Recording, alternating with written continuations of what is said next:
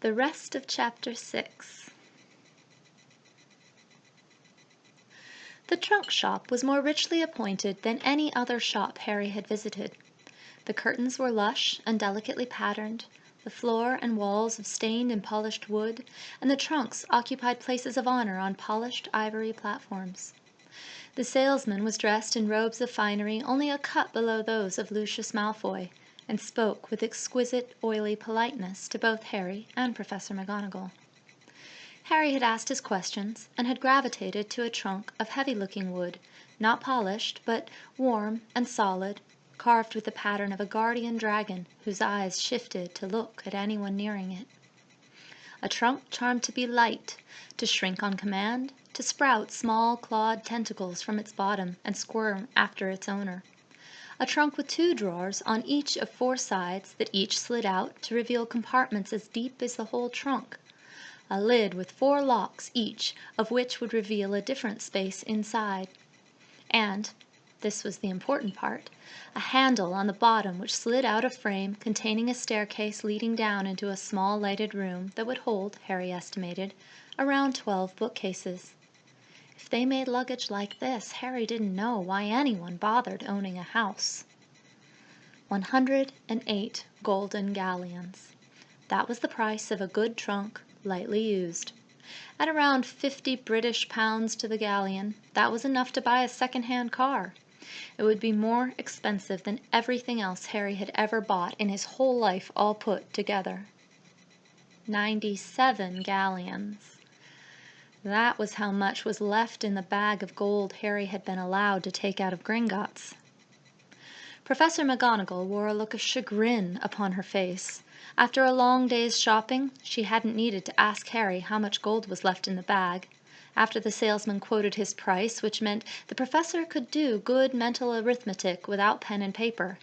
Once again, Harry reminded himself that scientifically illiterate was not at all the same thing as stupid. "I'm sorry, young man," said Professor McGonagall.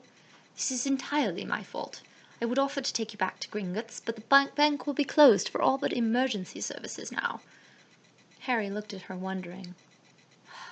"Well," sighed Professor McGonagall as she swung on one heel, "we may as well go, I suppose." She hadn't lost it completely when a child had dared to defy her. She hadn't been happy, but she had thought instead of exploding in fury.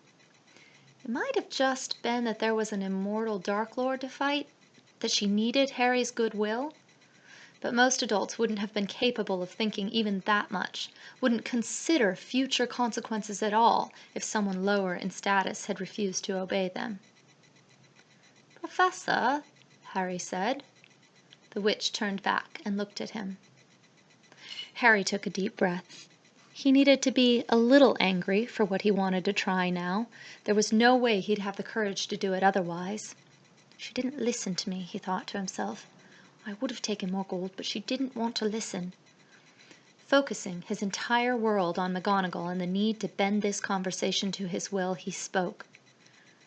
"Professor, you thought 100 galleons would be more than enough for a trunk.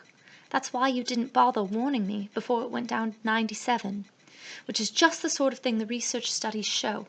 That's what happens when people think they're leaving themselves a little error margin. They're not pessimistic enough. If it had been up to me, I'd have taken 200 galleons just to be sure. There was plenty of money in that vault, and I could have put back any extra later. But I thought you wouldn't let me do it. I thought you'd be angry at me just for asking. Was I wrong?" "I suppose I must confess that you were right," said Professor McGonagall. "But, young man, that sort of thing is the reason I have trouble trusting adults." Somehow Harry kept his voice steady. "Because they get angry if you even try to reason with them. To them it's defiance and insolence and a challenge to their higher tribal status. If you try to talk to them, they get angry. So if I had anything really important to do, I wouldn't be able to trust you. Even if you listened with deep concern to whatever I said, because that's also part of the role of someone playing a concerned adult. If you'd never change your actions, you wouldn't actually behave differently because of anything I said." The salesman was watching them both with unabashed fascination. I can understand your point of view, Professor McGonagall said eventually. If I sometimes seem too strict, please remember that I have served as head of Gryffindor House for what feels like several thousand years. Harry nodded and continued. So, suppose I had a way to get more galleons from my vault without us going back to Gringotts, but it involved me violating the role of an obedient child. Would I be able to trust you with that, even though you'd have to step outside your own role as Professor McGonagall to take advantage of it? What? Said Professor McGonagall. To put it another way, if I could make today have happened differently so that we didn't take too little money with us, would that be all right, even though it would involve a child being insolent to an adult in retrospect? I suppose, the witch said, looking quite puzzled. Harry took out the moleskin pouch and said, 11 galleons, originally from my family vault. And there was gold in Harry's hand. For a moment, Professor McGonagall's mouth gaped wide, then her jaw snapped shut and her eyes narrowed, and the witch bit out, Where did you get that? From my family vault, like I said. How? Magic. That's hardly an answer, snapped Professor McGonagall, and then stopped, blinking. Now it isn't, is it?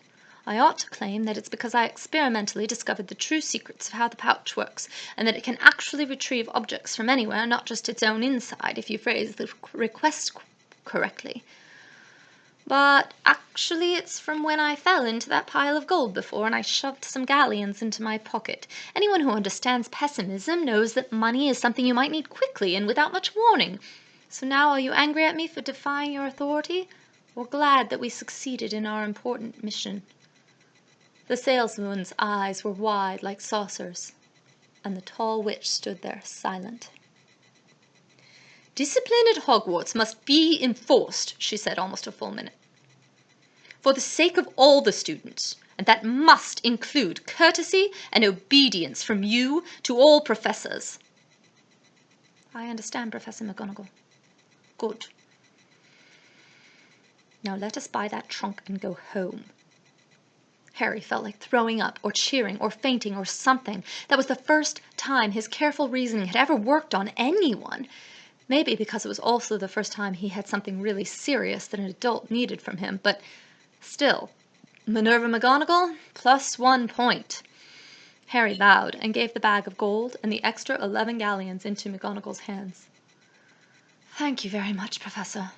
Can you finish up the purchase for me? I've got to visit the lavatory. The salesman, unctuous once more, pointed toward a door set into the wall with a gold-handled knob. As Harry started to walk away, he heard the salesman ask in his oily voice, May I inquire as to who that was, Madame McGonagall? I take it he is Slytherin, 3rd year perhaps, and from a prominent family, but I did not recognize. The slam of the lavatory door cut off his words, and after Harry had identified the lock and pressed it into place, he grabbed the magical self-cleaning towel and with shaky hands wiped moisture off his forehead. Harry's entire body was sheathed in sweat, which had soaked clear through his muggle clothing, though at least it didn't show through the robes. The sun was setting, and it was very late indeed by the time they stood again in the courtyard of the Leaky Cauldron, the silent, leaf-dusted interface between magical Britain's Diagon Alley and the entire muggle world. That was one awfully decoupled economy. Harry was to go to a phone box and call his father once he was on the other side. He didn't need to worry about his luggage being stolen, apparently. His trunk had the status of a major magical item, something that most muggles wouldn't notice. That was part of what you could get in the wizarding world if you were willing to pay the price of a second-hand car. So, here, we part ways for a time, Professor McGonagall said. She shook her head in wonderment. This has been the strangest day of my life for many a year, since the day I learned that a child had defeated you-know-who. I wonder now, looking back, if that was the last reasonable day in the world. Oh, like she had anything to complain about. You think your day was surreal. Try mine. I was very impressed with you today, Harry said to her. I should have remembered to compliment you out loud. I was awarding you points in my head and everything." "Thank you, Mr. Potter," said Professor McGonagall. "If you had already been sorted into a house, I would have deducted so many points that your grandchildren would still be losing the house cup." "Thank you, Professor. It's probably too early to call her Minnie." This woman might well be the sanest adult Harry had ever met, despite her lack of scientific background. Harry was even considering offering her the number 2 position in whatever group he formed to fight the Dark Lord, though he wasn't silly enough to say that out loud. Now, what would be a good name for that? The Death Eaters? The Death Eaters? "I'll see you again soon when school starts, Professor McGonagall. I'll see you again soon when school starts," Professor McGonagall said. "And, Mr. Potter, about your wand." "I know what you're going to ask," Harry said. He took out his precious wand and with a deep twinge of inner pain, flipped it over in his hand, presenting her with the handle. "Take it. I hadn't planned to do anything, not a single thing, but I don't want you to have nightmares about me blowing up my house." Professor McGonagall shook her head rapidly. "Oh, no, Mr. Potter, that isn't done. I only meant to warn you not to use your wand at home, since the Ministry can detect underage magic and it is prohibited without supervision."